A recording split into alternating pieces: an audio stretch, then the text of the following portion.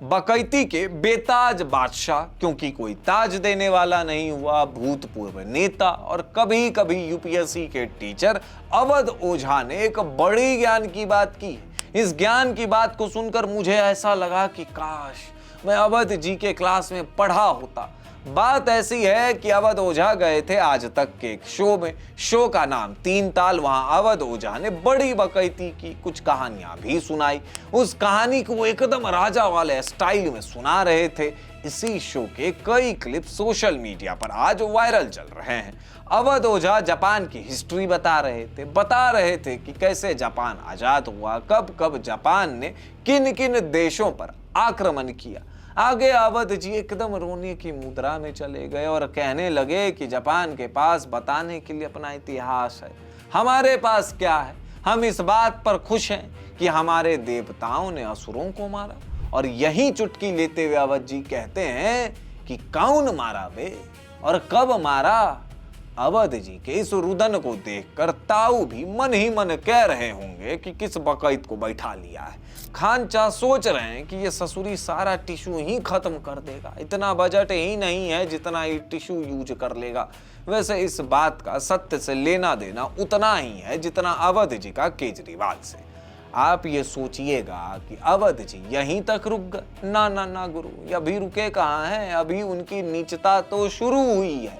आगे बाबा अवध बोलते हैं कि अगर परशुराम जी ने धरती से क्षत्रियों का 21 बार नाश किया तो फिर ये राजनाथ सिंह कौन है। चलिए, अवध जी सही कह रहे होंगे, लेकिन जब हम इस चीज को लेकर जानकारी जुटाए तो पता चला कि भगवान परशुराम ने सच में 21 बार इस धरती से क्षत्रियों का नाश किया। और पता है ये बात किस किताब में लिखी हुई है? श्रीमद् भगवत पुराण में। श्रीमद् भगवत पुराण के 9वें स्कंद के 15वें और 16वें अध्याय में ये लिखा हुआ है। ये भी लिखा हुआ है कि भगवान परशुराम ने पापी क्षत्रियों का नाश किया था। अब जरा सा लॉजिक की तरफ जाते हैं। कहीं भी ये नहीं लिखा हुआ है कि स्त्रियों का वध भगवान परशुराम ने किया था। तो ऐसे में जब ये सवाल अवध जी कर रहे हैं कि राजनाथ सिंह फिर क्या है, कहने का मतलब कि फिर धरती पर यह राजपूत समाज कहां से आया, तो भैया अच्छे क्षत्रिय भी तो उस वक्त होंगे ही जिनका वध नहीं हुआ होगा। वैसे भी पुराणों की बात को मानता है कौन है, फिर वो चाहे राजा कंस के वध की बात हो या फिर रावण के वध की। और फिर कौन माने रामायण और दुर्गा सप्तशती के उन अध्यायों पर जिनमें असुरों के नाश की बात लिखी हुई है। मानने वाली बात तो ये है कि केजरीवाल भगवान कृष्ण। जी हाँ भैया, सच कह रहे हैं, ये बात हम नहीं, अवध जी ने कहा है कि भगवान है। और भगवान है तब न केजरीवाल जी दिल्ली को नर्क और खुद के सरकारी घर को स्वर्ग बना दिए थे। धार्मिक बात से आगे बढ़ते हुए अवध जी पहुंचते हैं अकबर की गोद में। वो कहते हैं कि एक बार 2 राजपूत अकबर के दरबार में आए थे, कहे कि मालिक नौकरी दे दीजिए, तो अकबर ने उन्हें लड़वा दिया।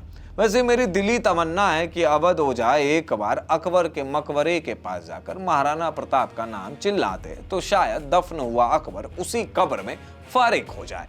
वैसे मुझे सोशल मीडिया से पता चला था कि पटपरगंज, जहां से अवध जी आम आदमी पार्टी के टिकट से विधायक का चुनाव लड़े थे, वहां उनके कार के पहिए चुरा लिए गए थे। शायद पहिए के साथ साथ उन चोरों ने बकलोली का चूरन भी अवध जी को चटवा दिया था।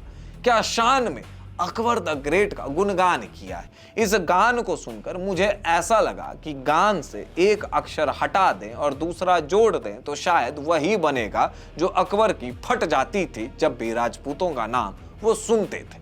जब धार्मिक बात हो गई, अकबर की चाट ली गई, तब आए अवध जी पीएम मोदी पर बोलने। वैसे भी पीएम मोदी उनके पसंदीदा नेता हैं भाई। तो माठ साहब मोदी जी के झालमुरी वाले प्रसंग पर बोले कि कहाँ मिलता है 10 रुपए में झालमुरी।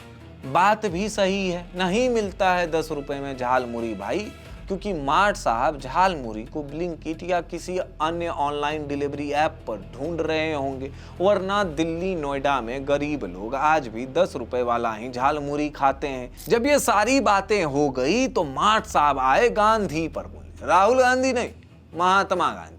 बोले कि गांधी ज्ञान देना चाहते थे, लेकिन उन पर यह कहा गया कि 70 साल का आदमी 17 साल की लड़कियों के कंधे पर हाथ रखता है। आगे माठ साहब कहते हैं कि आज देश में 17 साल में कंधे पर हाथ ही नहीं रख पा रहे हैं और वो आदमी 70 साल की उम्र में रख रहा है। टैलेंट है। हाँ, मुझे भी ऐसा ही लगता है। हम तो कहते हैं कि माठ साहब आप एक बार साबरमती आश्रम होकर आइए, आपको पक्का वहां वाइल्ड स्टोन या फिर फॉग वाली परफ्यूम जरूर मिलेगा।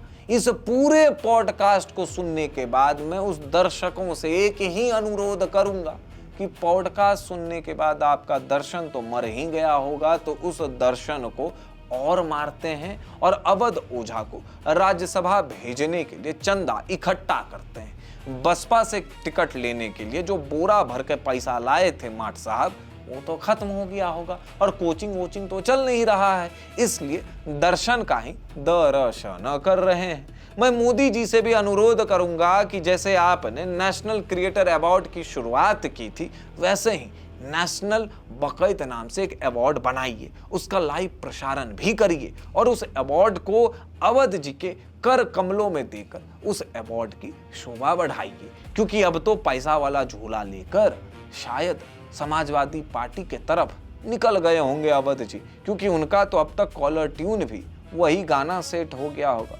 तुम कब आओगे अखिलेश, यूपी तुम्हें बुलाती है।